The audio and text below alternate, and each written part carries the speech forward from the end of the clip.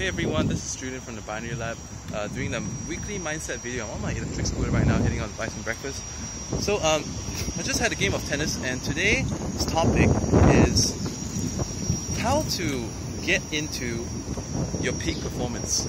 Okay, so in trading or in sports, there's always this issue about peak performance, and a lot of the time, let's say we are not playing on our peak because we are being defensive, we are being conservative. Okay, and how do you get over this?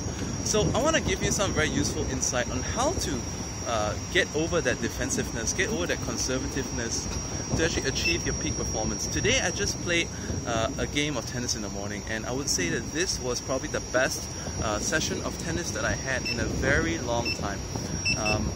And what happened was that in the previous sessions that I was playing with this neighbor of mine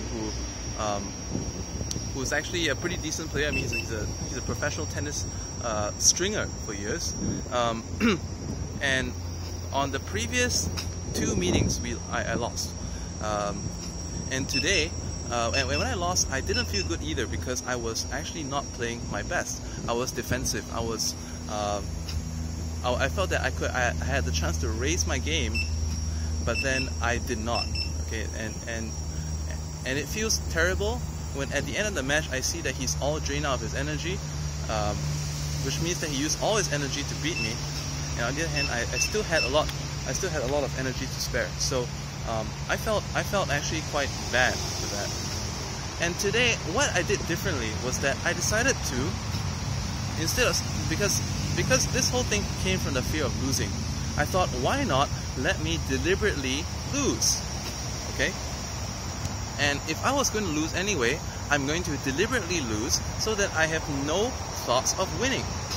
But when I'm deliberately trying to lose, I'm also going to try to play my best during the game that I'm going to lose anyway. So I started, and I noticed that with that mindset, just from the very first game, I was playing aggressive. I was playing, I was not cautious. I was in fact shocked, because usually you know how it is. You know, when we go from practice to competition, or let's say when we go from a trading account that's demo onto a live, suddenly you feel that there's this pressure of live trading that just chokes you.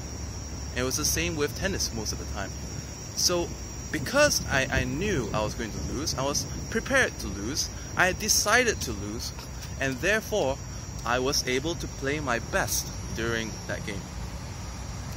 And what happened next, after the game was complete, was the most interesting thing. Okay, at the end of that game, which I lost, I was able to continue rallying, and for the longest time, do you know? Think of Maria Sharapova. She makes all those sounds. You know, in karate they call it a kiai, right? So they make these noises to produce more energy, or they call it grunts.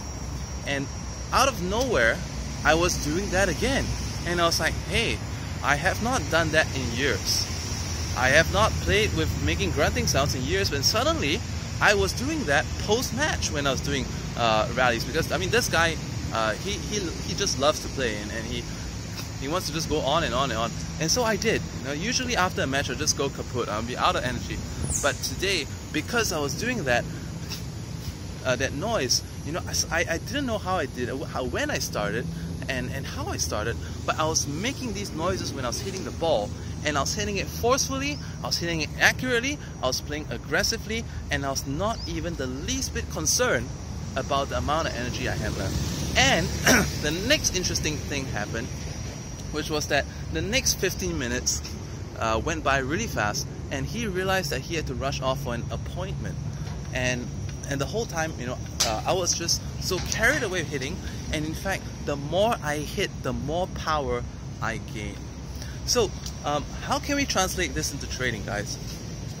I recommend that before you start trying to overcome this, I mean, it's going to be similar, but not exactly the same.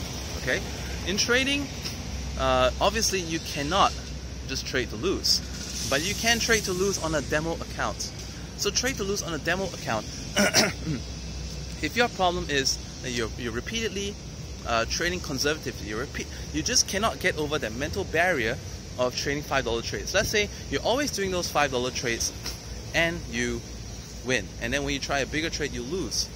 So what you can do this time instead is that you can try a demo account and trading bigger trades. And when you get the hang of that, I mean, let's say you know that, okay, I'm gonna stay within my risk percentage. I'm not supposed to be risking more than 1% or 2% per trade, and I'm gonna stick to that, but I'm gonna be trading a larger amount every single time. And I'm gonna keep that up. And the next thing you do that is that you step it up one level. You find a place like I mentioned in this description below. There's a broker where you can start trading in the Japanese yen currency, and that allows you to trade for as little as 20 cents. But it feels like the real thing. It's still real money. It's 20 cents per trade. It's 25 yen, all right, which is like US 20 cents. And if you had this mental block entering big numbers, now you can enter 25 and get used to that.